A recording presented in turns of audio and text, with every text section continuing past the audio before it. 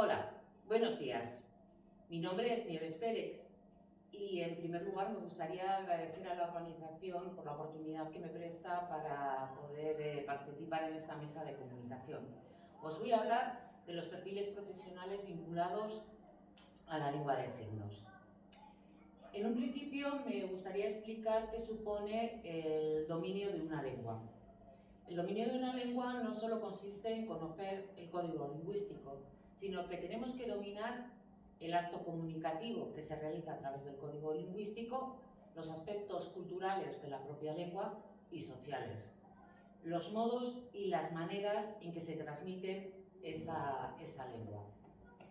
Según Jimeno Menéndez, el dominio de una lengua implica no solo el conocimiento de las propiedades formales de la lengua como sistema, sino también un conocimiento del uso y de su funcionamiento en las situaciones comunicativas. ¿Qué nos dice el Marco Europeo de las Lenguas? ¿Cuál es la competencia comunicativa que debe de tener un profesional? En principio serían un conjunto de tareas dentro de la propia comunicación en el uso de esa lengua, con una finalidad comunicativa, utilizando la lengua oral y escrita en un contexto adecuado. Ese profesional de la lengua tiene que ser un ser humano formado académicamente, con un alto nivel en el idioma, sólidos fundamentos lingüísticos que demuestren que conoce esa lengua, culturales y sociales. De esta forma domina la lengua. Pero claro, es muy evidente cuando estamos hablando de una lengua mayoritaria. Pero, ¿qué puede ocurrir o qué ocurre cuando estamos hablando de la lengua de signos y los perfiles profesionales que rodean a esa lengua de signos? En principio me voy a ir a referir al estatus de la lengua de signos española. En segundo lugar, os hablaré de los docentes de la lengua de signos. En tercer lugar, los intérpretes de lengua de signos y personas sordociegas. Y por último, os hablaré de los mediadores comunicativos. ¿Cuál es el estatus de la lengua de signos socialmente? Podemos escuchar en los medios de comunicación, en la prensa, incluso en la sociedad en general, que se utiliza el término lenguaje de signos, como el sistema que utilizan las personas sordas para comunicarse. Un sistema universal, sin ningún criterio lingüístico, pero en realidad la lengua de signos no es eso. Son lenguas naturales que emergieron por la necesidad comunicativa de las personas sordas y han ido evolucionando con el tiempo, con un solo fin, el comunicativo. Tenemos una ley que es la Ley 27/2007, el artículo 4 nos viene a decir que las lenguas o sistemas lingüísticos de carácter visual, espacial, gestual y manual intervienen factores históricos, culturales, lingüísticos y sociales, que se utilizan tradicionalmente o se han utilizado y se seguirán utilizando por las personas sordas con discapacidad auditiva y las personas sordociegas ignorantes. Pasamos al segundo punto. El docente de lengua de signos debe ser una persona formada y con certificación académica. Debes tener una competencia en lengua de signos. Quienes que conozcan a quiénes y qué supone el colectivo de personas sordas y la propia persona sorda y las costumbres o tradiciones de la comunidad sorda. Este docente de lengua de signos tiene que tener un conocimiento de la materia que enseña y cómo enseñarla, tanto en primera o en segunda lengua, de una forma reglada o no reglada, y centrada siempre en el valor lingüístico de la cultura de la lengua.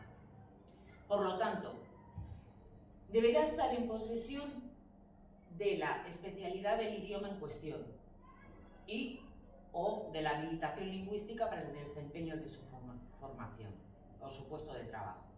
El docente de lengua de signos se delimita muy bien sus funciones y todos lo conocemos. ¿Por qué? Porque hay una gran variedad de lenguas que se utiliza, debe tener estas funciones, pero debe enseñar lengua de signos.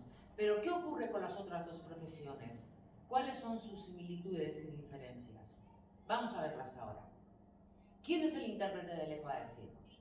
El intérprete de lengua de signos tiene unas competencias muy delimitadas, que es interpretar en la lengua de signos española y de otras lenguas de signos existentes en el territorio español, también del sistema internacional, a las lenguas orales y cooficiales del Estado español y viceversa. También realiza actividades de guía e interpretación para personas sordociegas. El nivel académico que debe de tener de la lengua según el marco europeo es de un C1. El último profesional, el mediador comunicativo. ¿Qué competencias tiene el mediador comunicativo? Desarrollar intervenciones de mediación comunicativa, elaborar programas de intervención y promoción y realizar divulgación y sensibilización social. Es importante recordar que ni el intérprete de lengua de signos ni el mediador comunicativo tiene competencia docente. No está preparado para enseñar lengua de signos. No obstante, una vez analizadas estas competencias generales que hemos visto del intérprete de lengua de signos y el mediador comunicativo, existen aspectos muy importantes que crean confusión de cuáles son estas dos profesiones. La mediación comunicativa. El intérprete y el guía intérprete interpreta la lengua, la cultura desde un punto de vista lingüístico, pero nunca intervienen en el mensaje. Por el contrario, los mediadores lo que realizan es una intervención cultural y social. Intervienen dentro de la atención y la integración e incluso de la formación.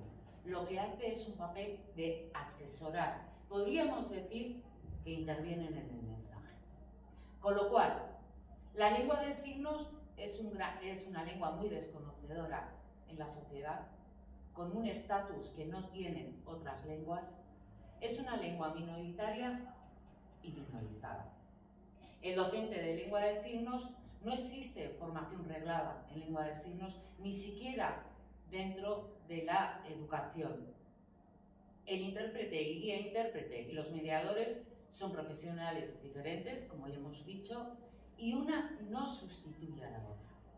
El nivel de cualificación de estos profesionales es de un nivel 4, formación universitaria para los intérpretes de lengua de signos, y un nivel 3 de formación profesional para el mediador comunicativo.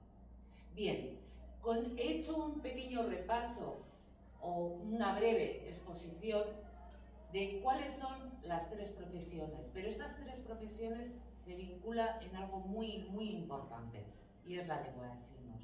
Como punto final, me gustaría comentaros que en el mundo hay aproximadamente unas 7.000 lenguas orales y 300 lenguas de signos.